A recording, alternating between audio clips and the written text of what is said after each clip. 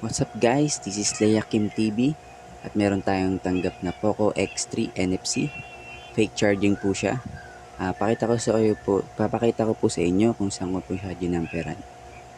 Yan. I-jumperan nyo lang po siya dito sa may upper side ng motherboard. Yan, sa tabi po ng main flex. Yan, dyan nyo lang po siya jumperan.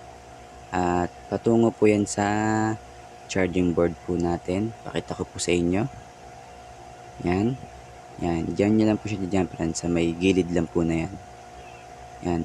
Fake charging po siya kahit palitan na siya ng battery tsaka ng charging board. Ganun pa rin siya kahit ng main flex. Yan. Testing po natin. Yan. Ay.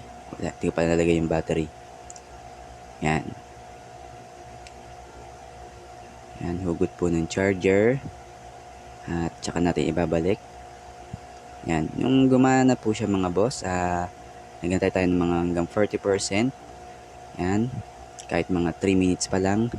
Antayin natin mag-boot up sir para malaman natin kung active pa rin yung kanyang rapid charging. Kasi gamit po natin is yung quick charge po natin na charger. Yan. Antayin natin mag-boot up. Si customer kasi is nagde-logo pa naman siya ng battery kapag charge pero di po siya nag 1%. Wala po siyang percentage. Yan, mga boss, ito na. Kita nyo naman, active pa rin ang kanyang quick charging kahit na ginamperan lang po natin siya. At check natin naman sa schematics kung ilan yung kanyang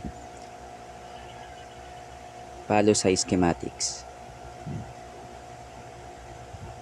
Yan, kanina kasi mga boss, 0.4 lang ang kanyang reading. Ngayon, nasa 1.1 na siya, 1.0. Yan, it means na normal charging na po siya. All goods na. Pwede na.